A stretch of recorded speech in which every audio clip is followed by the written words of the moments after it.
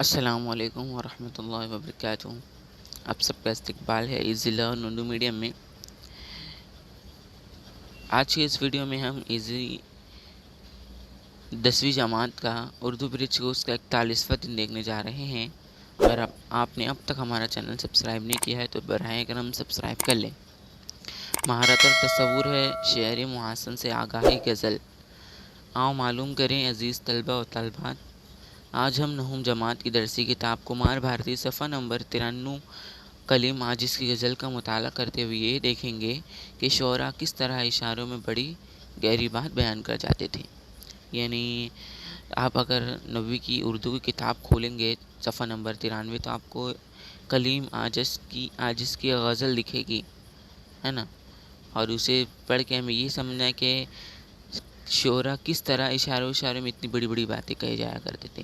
آؤ اہلیت پیدا کریں، صنف سخن غزل کی چاشنی سے لطف اندوز ہوتے ہوئے اس بات کی کوشش کی جائے کہ کچھ اشعار کہنے کی صلاحیت پیدا ہو سکے یا مختلف اصناف ادب کے ذریعے اپنے خیالات کا اظہار کرنے کی کوشش کی جائے۔ تو یہاں پر ایک دیا ہوا ہے، درج الغزل کا مطالعہ کیجیے اور ہدایت کے مطابق سرگرمی مکمل کیجیے۔ پہلے اس غزل کو آپ کو بغور سے پڑھنا ہے۔ میرے ہی لہو پر گزر اوقات کرو ہو، مجھ ہی سے امیروں کی طرح بات کرو ہو، دن ایک ستم رات کرو ہو، وہ دوست ہو دشمن کو بھی تم مات کرو ہو، ہم خاک نشیں تم سخن آرام سر بام، پاس آ کے ملو دور سے کیا بات کرو ہو، ہم کو جو ملا ہے وہ تمہیں سے تو ملا ہے، ہم اور بھلا دے تمہیں کیا بات کرو ہو، یوں تو ہمیں منہ پھیر کے دیکھو بھی نہیں ہو، جب وقت پڑے ہے تم مدارات کرو، دامن پہ کوئی چیٹ نہ خنجر پہ کوئی داغ، تم قتل کرو ہو کہ کرامات کرو ہو، بکنے بھی دو عاجز کو جو بولے ہیں بکے ہیں، دیوانہ ہیں دیوانے سے کیا بات کرو ہو۔ اب یہاں پر سرگرمیاں درج بالا غزل کے قافیوں کو عرف تہجی کی مناسبت سے ترتیب وار لکھیے۔ تو یہاں پر میں نے قافیوں کو ترتیب وار لکھا ہے عرف تہجی کے مطابق: اوقات، بات، رات، کرامات، مات اور مدارات۔ اب ہے سرگرمی نمبر 2، لغت کی مدد سے درج ذیل الفاظ کے معنی لکھیں۔ تو خاک نشی کا مطلب ہوتا ہے خاکسار، اور مدارات کا مطلب ہوتا ہے خاطر تواضع کرنا۔ اب سرگرمی نمبر 3 ہے، غزل سے اپنا پسندیدہ شعر لکھیے اور اپنی پسندیدگی کی وجہ بیان کیجیے۔ تو یہاں پر میں نے ایک شعر ہے: یوں تو ہمیں منہ پھیر کے دیکھو بھی نہیں ہو، جب وقت پڑے ہے تو مدارات کرو۔ تو آپ کو اس طریقے سے لکھنا ہے کہ یہ میرا پسندیدہ شعر ہے۔ کیوں پسندیدہ ہے؟ کیونکہ اس شعر میں محبوب کی بے رخی اور بے التفاقی کے بارے میں شاعر کہتا ہے کہ ہم جس حال میں جی رہے ہیں اس سے محبوب کا کوئی سروکار نہیں ہے، ہم جئیں یا مریں ہمارا محبوب اس بات سے بے نیاز ہے، مگر جب اسے ضرورت ہوتی ہے تب وہ ہماری خاطر مدارات پر آمادہ دکھائی دیتا ہے، یعنی مطلب برابری کے لیے وہ ہماری بڑی آؤبھگت کرتا ہے۔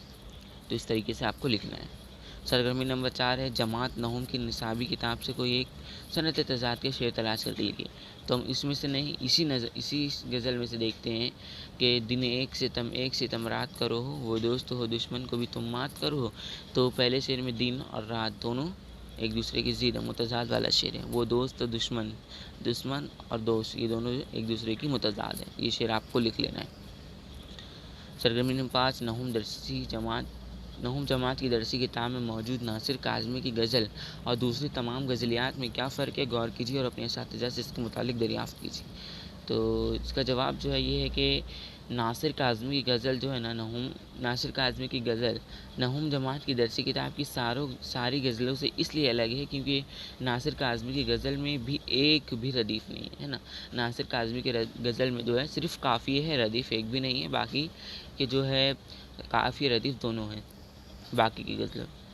آؤ مشق کریں، غزل میں موجود متضاد الفاظ تلاش کر کے لکھیے۔ تو یہاں پر میں نے لکھا ہے، غزل سے ایسے الفاظ تلاش کر کے لکھیے جن کے واحد یا جمع بنائی جا سکے۔ تو یہاں پہ میں نے متضاد الفاظ لکھے ہیں: دن رات، دوست دشمن، پاس دور، اور یہاں پہ واحد جمع ہے: وقت کا اوقات، امیر کا امیر ہو، بات کا بات ہو، دوست کا دوست ہو، دشمن کا دشمن ہو، خنجر کا خنجر ہو، دیوانہ کا دیوانہ ہو۔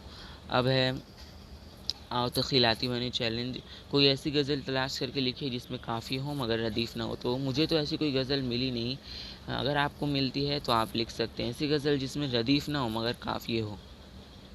تو اگر آپ کو ہمارا آج کا ویڈیو پسند آیا ہو تو ہمارے اس ویڈیو کو لائک کریں، شیئر کریں، اپنے ہم جماعت دوستوں کے ساتھ اس کو شیئر کریں تاکہ وہ بھی اپنا کام مکمل وقت پر مقررہ وقت پر مکمل کر پائیں۔ شکریہ۔